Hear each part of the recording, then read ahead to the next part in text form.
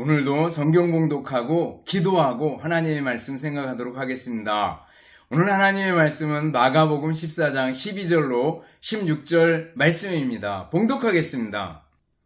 무교절의 첫날 곧 6월절 양 잡는 날에 제자들이 예수께 여짜오되 우리가 어디로 가서 선생님께서 6월절 음식을 잡수시게 준비하기를 원하시나이까 하매 예수께서 제자 중에 둘을 보내시며 이르시되 성내로 들어가라. 그리하면 물 한 동이를 가지고 가는 사람을 만나리니 그를 따라가서 어디든지 그가 들어가는 그 집 주인에게 이르되 선생님의 말씀이 내가 내 제자들과 함께 6월절 음식을 먹을 나의 객실이 어디 있느냐 하시더라 하라.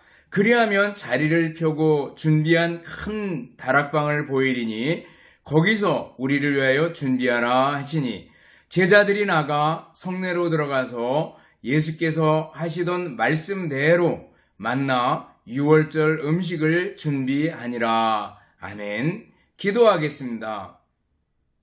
사랑과 은혜가 풍성하신 하나님 아버지 감사합니다. 오늘도 하나님의 말씀을 듣는 소중한 시간을 주시니 감사를 드립니다. 말씀들 듣고 마음에 새기고 믿음으로 실천하며 승리하는 삶을 살게 하옵소서. 예수님 이름으로 기도드리옵나이다. 아멘. 여러분 다시 만나서 반갑습니다. 주님의 이름으로 여러분들을 진심으로 사랑합니다. 또 한 주간 지나오면서 돌이켜보고 감사할 일들을 생각하고 감사할 수 있기를 바랍니다. 우리가 걸을 수 있고 먹을 수 있고 일할 수 있고 하는 모든 것들이 감사할 일 아니겠습니까? 우리가 호흡이 있는 동안에 늘 감사하며 찬송하며 사는 우리들이 되어야 할 줄 압니다. 오늘 본문을 보면 복음서의 뒷부분입니다. 예수님의 십자가의 죽으심과 부활 사건의 일부분을 기록하고 있습니다. 오늘 특별히 6월절을 준비하는 모습이 나오고 있습니다. 무교절의 첫날, 곧 6월절 양 잡는 날에 제자들이 예수님께 와서 우리들이 어떻게 6월절을 준비할까요? 이렇게 묻는 거죠. 그러자 예수님께서 제자 중에 2명, 베드로와 요한입니다. 누가복음을 보면 베드로와 요한 2명을 보내면서 너희들이 성내로 들어가라. 그러면 물동이를 가지고 가는 사람을 볼 수 있을 텐데 그 사람을 따라서 그까지 가면 어느 집에 들어갈 거고 그 집 주인에게 우리 선생님께서 6월절 음식을 잡수시기를 원합니다. 라고 얘기하면 객실을 보여주고 큰 다락방을 보여줄 것이다. 이렇게 말씀해 주십니다. 그리고 제자들은 예수님 말씀대로 그대로 따라 준비하는 것을 볼 수가 있습니다. 오늘 본문 속에서 우리가들이 살펴볼 것은 먼저 예수님이 어떤 분이신가, 그리고 여기 나타나는 사람들을 통해서 주시는 교훈은 무엇인가 라는 것들을 살펴볼 수 있습니다. 먼저 우리 주님 예수님이 어떤 분입니까? 우리 주님 예수님은요 6월절 어린 양이 되시는 분입니다. 12절 보면 무교절의 첫날 곧 6월절 양 잡는 날에 이렇게 말씀하고 있습니다. 6월절 얘기를 하고 있어요. 6월절은 어떤 절기입니까? 여기서 조심해야 될 건 지금 이단들이 있습니다. 그 하나님의 교회, 그 안상홍을 따르는 사람들, 하나님 어머니를 따르고 하는 사람들 있어요. 그 사람들 보면은요, 6월절을 지켜야 된다 이렇게 얘기합니다. 그러나 6월절을 지키는 것은 이미 예수님께서 6월절 몸으로 다 이루신 거고 구약의 6월절은 예수님의 그림자요 예표입니다. 그렇기 때문에 우리들이 특별히 구약에 나오는 것처럼 6월절을 지키는 건 아닙니다. 그건 잘못입니다. 예수님께서 몸으로 다 이루신 것을 다시 구약으로 돌아가려고 해서는 안 된다라는 걸 주의하면서 우리들이 봐야 될 줄 압니다. 6월절, 그 말은 넘어간다는 뜻입니다. 넘을 월자를 써요.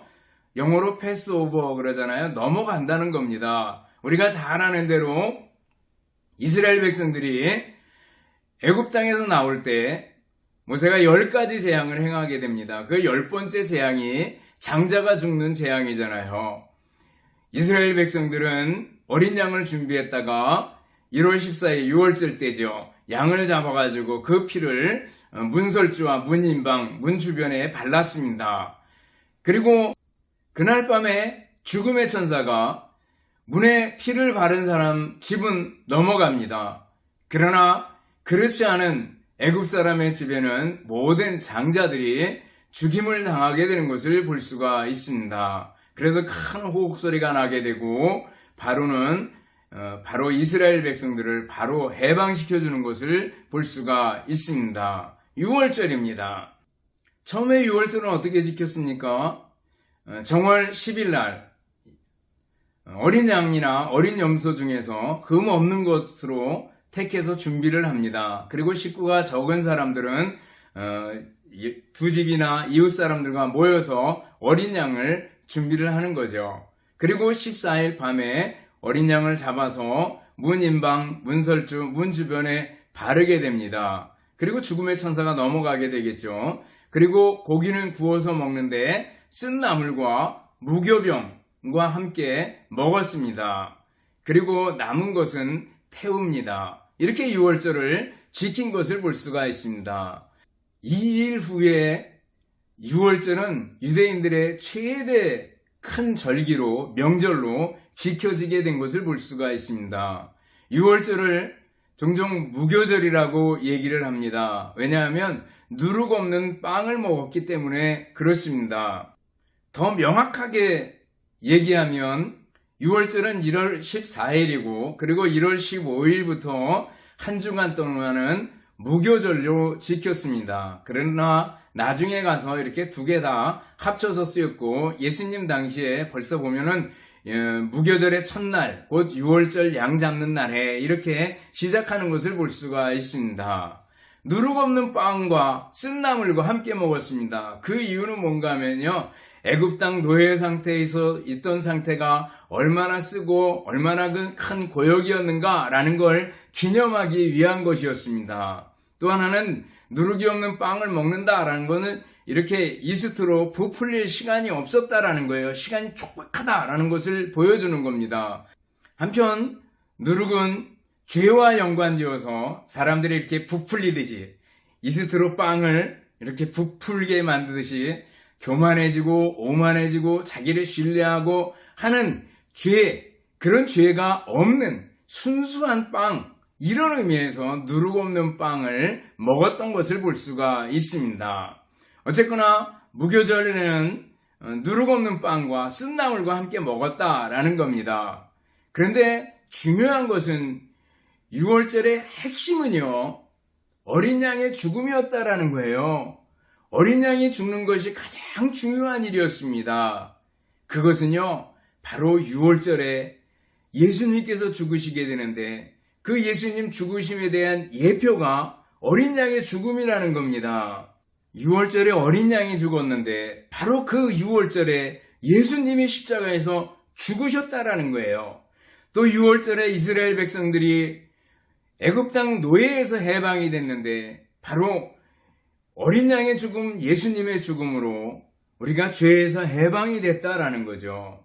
6월절에 어린 양의 고기가 불에 구워지듯이 예수님께서 십자가 위에서 모진 고통 당하시고 죽으셨다라는 거죠.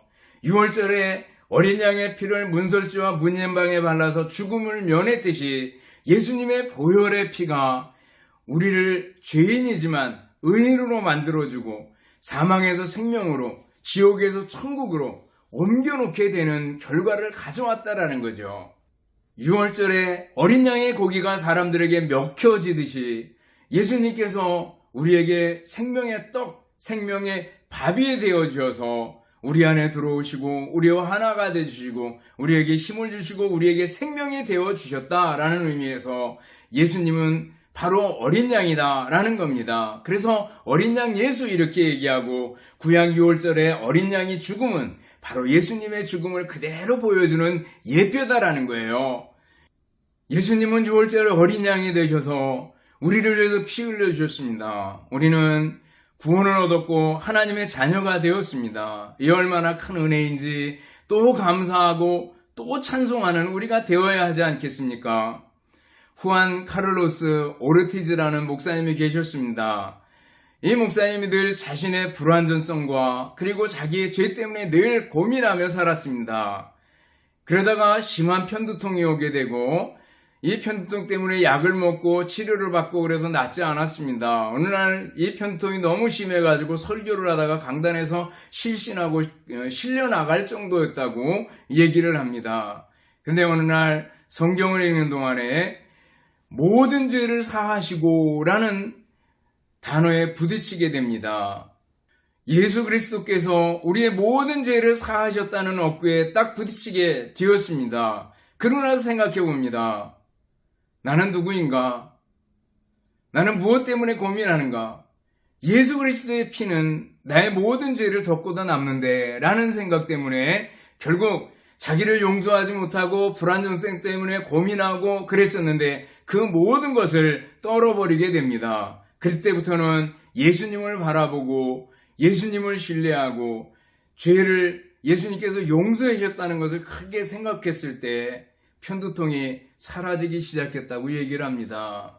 마틴 루터도 마찬가지입니다. 죄에 대해서 굉장히 고민하고 심각하게 고민하고 그랬습니다. 자기의 연약함 때문에 늘 고심하고 있었습니다. 근데 어느 날 꿈을 꾸는데 칠판 하나에 자기의 죄의 목록이 빼곡히 적혀 있었습니다.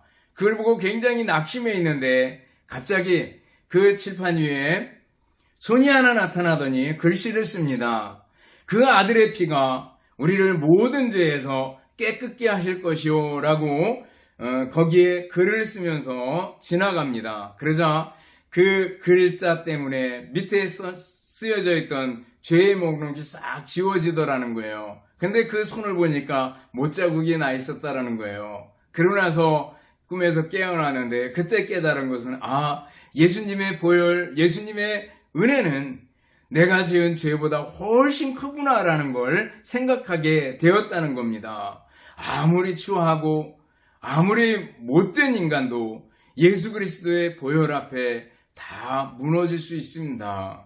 우리는 어린 양 예수 그리스도를 바라보고 우리 위에 십자가에 죽으시고 다시 사신 예수 그리스도를 찬양하고 예수님께 감사하는 우리들이 되어야 될 줄 압니다. 예수님 믿는다는 건 예수님의 십자가와 예수님의 부활, 어린 양 되신 예수 그리스도께서 나의 주인이 되시는 걸 믿는 거 아니겠어요?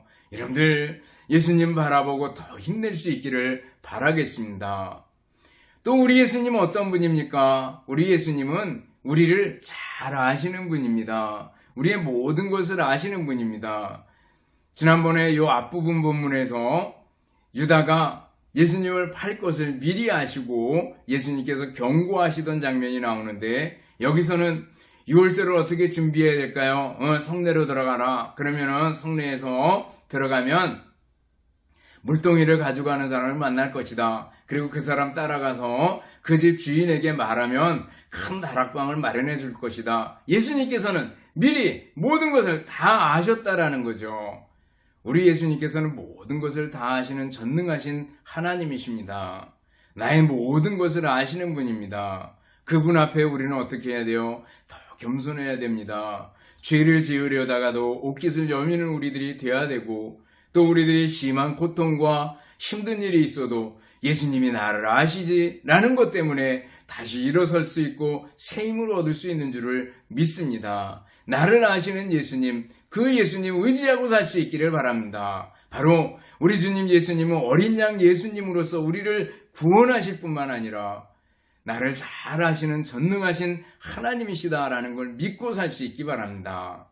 이제 눈길을 돌려가지고요. 오늘 본문 속에 나타난 한 무명의 그리스도인을 볼 수 있기를 바랍니다.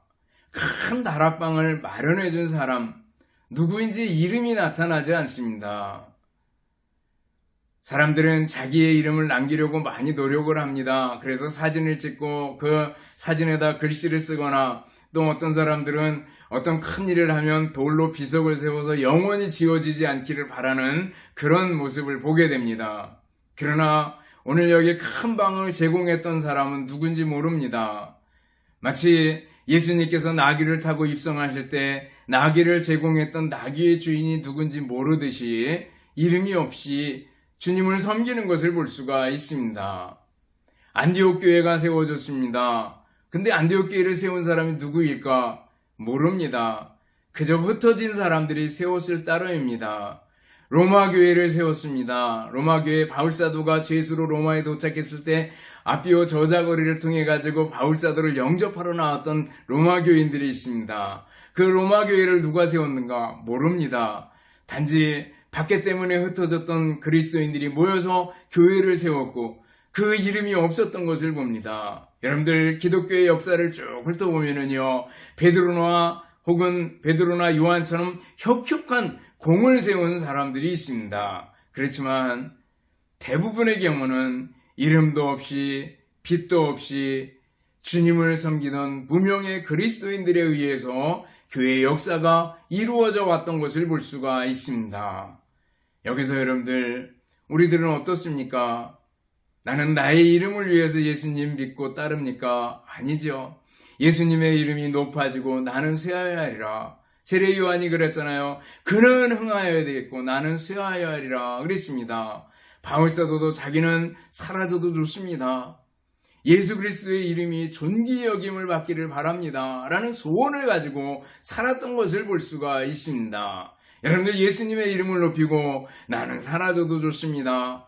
내 이름이 드러나지 않아도 좋습니다. 나는 그저 묵묵히 일하기를 바랍니다. 모든 영광, 모든 명예는 예수님께 돌아가기를 원합니다 라는 소망을 가지고 살아갈 수 있기를 바랍니다. 여러분들, 우리들의 남은 생애가 얼마인지 모릅니다. 그 남은 생애 동안에 우리 주님의 영광을 위해서 예수 그리스도의 이름을 높이는 우리들이 돼야 될 줄 압니다. 내 이름이 아니라 예수님의 이름이 높아지기를 원합니다 라는 마음 가지고 살아갈 수 있기를 바랍니다. 독일의 한 마을에 저 위에서부터 냇물이 졸졸 흘러나와 가지고 물레방아를 돌리고 그리고 마을 가운데를 흐르는 내가 있었습니다. 근데 이 내를 깨끗하게 하기 위해 주고 한 노인을 고용을 했습니다. 그러자 이 노인이 묵묵히 그 일을 잘 감당해 나갑니다. 그래서 산꼭대기부터 흘러내려오는 물 속에 낙엽이 걸리는 것들을 치워주고 늘 깨끗한 물이 유지될 수 있도록 이렇게 정리를 해주곤 했습니다. 그러자 새들이 오고 온갖 동물들이 와서 거기서 물을 마시고 가고, 그리고 아주 물은 깨끗했습니다. 그러다가 마을 사람들이 어느 날 회의를 하다가 욕심이 생겼습니다. 저 노인이 하는 게 뭐냐? 도대체 별로 하는 게 없는 것 같다. 그래서 그냥 노인을 해임을 시켰습니다. 그리고 나서 얼마 동안은 괜찮았는데 서너 달이 지나자 물이 이상해지기 시작했습니다. 위에서 낙엽이 걸리고 물들이 고이고 그리고 물들이 혼탁해지고 그러면서 여러모로 물레방아는 멈춰버리고 이런 상황들이 벌어졌습니다. 그 원인이 뭐냐? 내를 깨끗하게 하지 못했기 때문이다라는 걸 뒤늦게 깨닫고 다시 노인을 고용했다고 얘기를 합니다. 여러분들, 드러나지 않지만 묵묵히 일하는 그리스도인의 모습이 정말 중요합니다. 이름이 드러나지 않지만 주님 위해서 일하는 그 사람 때문에 교회의 역사가 이루어져 가고 있다는 사실을 꼭 기억할 수 있기를 바라겠습니다. 마지막으로 오늘 본문 통해서 아는 것은요, 말씀대로 순종하는 제자들입니다. 오늘 본문에 보면은 제자들 중에 이렇게 얘기하고 누가복음 보면은 베드로와 요한을 보내는 것을 볼 수가 있습니다. 그들이 예수님 명령대로 성내에 들어가고 그리고 물동이를 이고 가는 사람을 따라가고 그리고 주인을 만나고 유월절을 준비하는 그 모습을 볼 수가 있습니다. 그리고 주님 말씀하신 대로 행하는 걸 봅니다. 여러분들, 말씀대로 순종하던 제자들의 모습을 보면서 우리들도 예수님 말씀에 늘 순종하는 우리들이 되어야 될 줄 압니다. 예수님께서 가라, 예, 가고, 서라, 예, 서고, 서로 사랑해라, 예, 서로 사랑하고, 서로 위해줘라, 예, 위해주고, 이해하고, 기도해라, 예, 기도하고, 예수님 말씀에 순종하는 우리들이 되어야 될 줄 압니다. 이스라엘 백성들에 보면은 어쩌면 거역의 역사를 할 만큼 하나님을 떠나가고 하나님을 배반하는 것을 볼 수가 있습니다. 소가 그 임자를 아는데 이 백성은 주인을 모르는구나. 하나님께서 탄식하시는 그런 장면들이 이사야서를 보면 나오잖아요. 여러분들, 끝까지 하나님을 등지고 가던 그 사람들을 거울로 삼아서요, 우리는 하나님께 절대적으로 순종하고 하나님 말씀하신 대로 순종하며 사는 우리들이 되어야 될 줄 압니다. 그러려면요, 다시 한번 성경으로 돌아갈 수 있기를 바랍니다. 성경은 하나님의 살아계신 말씀입니다. 성경을 통해서 하나님께서 내게 원하시는 것이 무엇일까? 그리고 하나님이 원하시는 대로, 하나님 말씀대로 살아가는 우리들이 되어야 될 줄 압니다. 괴관사정이라는 말이 있대요. 고사성의 괴관사정, 관이 열려야지 그 사정을 알 수 있다라는 거죠. 이건 죽어서 관의 뚜껑을 닫은 후에라야지 비로소 그 사람에 대한 평가가 결정된다, 그런 뜻이 있다고 합니다. 유엔 사무총장, 2대 사무총장을 지냈는데 1953년부터 61년까지 이렇게 유엔 사무총장을 지냈던 스웨덴의 한마르 쉘드라는 분이 있었습니다. 노벨 평화상도 받은 분인데, 그분은 이런 얘기를 했습니다. 너 태어날 때 모든 사람이 웃어주는 사람이 되고, 너 죽을 때 모든 사람이 슬피 울어주는 사람이 되라, 이렇게 얘기했다고 합니다. 그리고 콩고에 내전이 있을 때 거기를 살펴보고 중재하려고 가다가 비행기가 추락해가지고 죽었다고 얘기를 합니다. 여러분들, 태어날 때 웃어주고 죽을 때 다른 사람이 슬퍼 웃을 수 있을 정도로 충성스러운 종들, 주님께 순종하는 종들 될 수 있기를 바라겠습니다. 말씀을 정리합니다. 오늘 우리 주님 예수님은 누구십니까? 6월절 어린 양이 되셨습니다. 우리를 구원해서 우리를 의롭다 하시고 하나님의 자녀 삼아주시고 천국 시민으로 만들어주신 어린 양 예수 그리스도를 높이며 찬양할 수 있기를 바랍니다. 우리 주님 예수님 우리를 너무나도 잘 아시는 분입니다. 또 무명의 그리스도인에게 눈길을 돌려봤습니다. 이름 없이 빛도 없이 충성하는 우리들이 되어야 될 줄 압니다. 제자들의 순종을 보면서 우리들도 말없이 묵묵히 순종하며 말씀 따라 순종하는 우리들이 되어야 하겠습니다. 그래서 주님께서 주시는 그 칭찬들, 은혜들 풍성하게 받아 누리는 여러분들이 되시기를 주님의 이름으로 축원합니다. 기도하겠습니다. 사랑과 은혜가 풍성하신 하나님 아버지, 감사합니다. 이 시간도 어린 양 예수 그리스도를 생각했습니다. 예수님의 이름을 높이며 찬송하며 감사하며 살게 하옵소서. 우리 주님 예수님께 늘 감사하며 순종하며 묵묵히 이름 없이 주님의 영광을 위해 살아가는 저희들이 되게 하옵소서. 그래서 주님께서 주시는 은혜들을 맛보며 살아가는 저희들이 되게 하옵소서. 감사드리오며 예수님 이름으로 기도드리옵나이다. 아멘. 축도하겠습니다. 이제는 우리 주님 예수 그리스도의 은혜와 하나님 아버지의 극진하신 사랑하심과 성령님의 교통하심에 인도하심이 함께 모여 예배드리며 말씀 듣는 우리 모든 성도들 머리머리 위에와 가정들 위에 주님의 몸된 교회와 우리나라 민족 위에 이제로부터 영원토록 함께 있을지어다. 아멘.